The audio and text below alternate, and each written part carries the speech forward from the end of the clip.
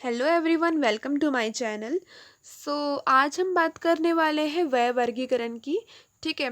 ये एक कौमारभृत्य सब्जेक्ट जो इसका एक टॉपिक है। और कौमारभृत्य जो है वो आपको बीएमएस थर्ड ईयर का सब्जेक्ट है, ये आपको उसमें रहेगा। ठीक है।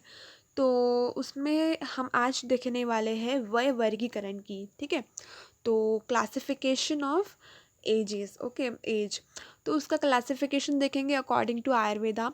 तो अकॉर्डिंग टू आयुर्वेदा अलग अलग आचार्यों ने जो वय है उसका अलग अलग तरीके से वर्गीकरण किया है, वो हम आज के लेक्चर में देखने वाले हैं। सबसे पहली बात तो मैं बता दूं कि इंट्रोडक्शन टू कौमार भृत्य जो है, इसका मैंने लेक्चर जो है वो अपलोड कर चुकी हूँ। अगर आप लोग ने देखे नहीं होंगे तो वो पहले देख लो, बहुत इंटरेस्टिंग है वो। आज का हम लेक्चर जो है दैट इज़ अ वय वर्गीकरण, वो स्टार्ट करते हैं। ठीक है। तो वय वर्गीकरण जो है वो आचार्य काश्यप जी ने जो करे हैं वो हम देखेंगे सबसे पहले। तो उन्होंने गर्भावस्था बताया है। सबसे पहले उन्होंने 6 तरीके से जो वय वर्गीकरण है वो उन्होंने किए हैं। ठीक है। तो पहला उन्होंने गर्भावस्था बताया है, वो है जन्म तक। ठीक है। जन्म तक, जब तक कि जन्म हो रहा है तब तक कि वो गर्भ के स्टेज में जब रहता है, गर्भ रहता है जब वह, ठीक है, माँ के कोख में रहता है, तो उसे हम क्या कहेंगे, गर्भावस्था कहेंगे। ठीक है। फिर उसके बाद second one is that is बालावस्था। बालावस्था जो है, बाल्यावस्था, वो 1 वर्ष तक उसकी बाल्यावस्था रहेंगी। ठीक है। तीसरा है कौमार अवस्था। ठीक है। तो ये जो है 1 से 16 वर्ष तक उसकी कौमार अवस्था रहेंगी। ठीक है। तो सबसे पहले उन्होंने आचार्य काश्यप जी ने इस तरीके से वर्गीकरण कर दिए। फिर उसके बाद उन्होंने क्या करे कि और 3 तरीके से करे हैं उन्होंने वर्गीकरण। तो वो कौन कौन से है? तो यौवन अवस्था, मध्यम अवस्था और वृद्धावस्था। तो जो यौवन अवस्था है ना, उन्होंने उसमें 16 वर्ष से 34 वर्ष तक के उन्होंने एज बताई है।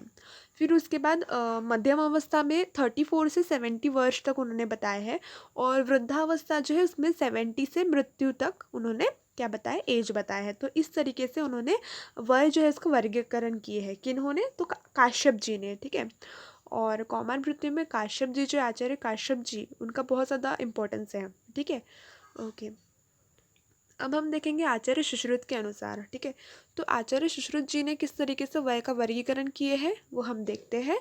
तो उन्होंने सबसे पहले तो ना बाल 3 तरीके से बताया है। ठीक है। उन्होंने सबसे पहले 3 इसमें डिवाइड किए हैं, दैट इज बालावस्था, मध्यमावस्था एंड वृद्धावस्था।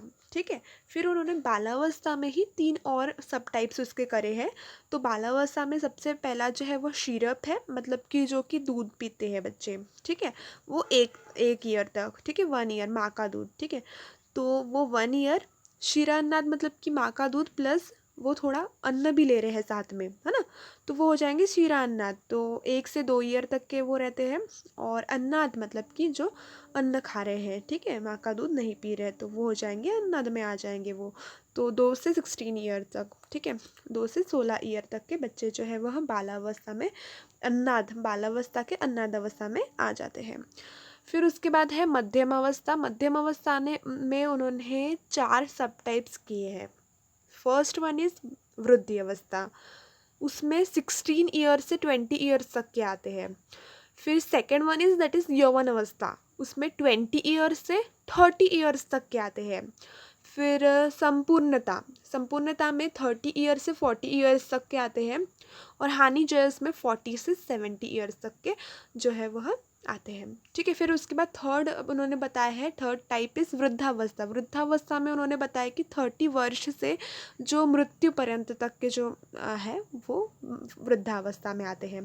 तो ये किसके अकॉर्डिंग है? आचार्य सुश्रुत जी जो है उनके अकॉर्डिंग है। तो उन्होंने सबसे फर्स्ट जो है टाइप्स अगर पूछा जाए तो टाइप्स उन्होंने 3 टाइप्स ही बताए हैं, दैट इज बालावस्था, मध्यावस्था और वृद्धावस्था। और फिर उसके सब टाइप्स जो है हमको याद रखना पड़ेगा ये, ठीक है, अकॉर्डिंग टू ईयर्स। ओके। अब हम देखेंगे आचार्य अष्टांग संग्रह में। ठीक है। आचार्य वाग्भट जी ने किस तरीके से बताया आज अष्टांग संग्रह में, वो हम देखेंगे। तो उन्होंने भी 3 टाइप्स उसके बताए हैं, 3 टाइप्स बताए हैं उन्होंने भी उसके। सबसे पहला जो है वो है बालावस्था। अब बालावस्था में भी उन्होंने क्या बताया कि जन्म से लेकर 16 वर्ष, 16 वर्ष तक के जो आयु रहती है, जो ईयर्स रहते हैं, उसको बालावस्था में उन्होंने डाले हैं। उसमें उन्होंने 3 टाइप्स बताए हैं, और स्तन्य, आहार और उभयवृत्ति। ठीक है। फिर second one is that is a मध्यम अवस्था।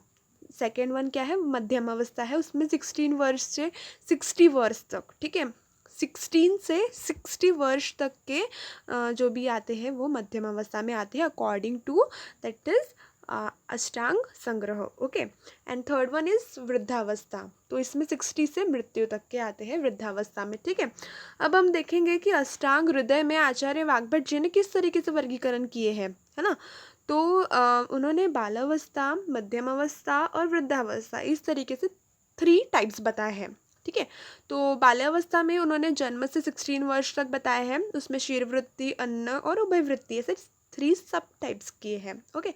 And second one is that is a मध्यम अवस्था, तो उसमें उन्होंने 16 से 70 वर्ष तक बताया है। And third one is that is वृद्धावस्था, तो उसमें उन्होंने 70 से मृत्यु पर्यंत तक बताया है। अब ये सभी चीज़ जो है हमको तो लर्न करनी पड़ेंगी ना, ये कुछ भी करो, ये जो नंबर्स है ये तो हमें अच्छे से याद रखने ही पड़ेंगे। ओके। और ये जो है ना, ये 5 मार्क्स का क्वेश्चन आ जाता है, तो हमें अच्छे से याद रखना है, क्योंकि वह वर्गीकरण जो है ये बहुत ज़्यादा बार पूछा जाता है क्वेश्चन। ठीक है। ओके। फिर आचार्य चरक जी के अनुसार क्या है हम देखते हैं।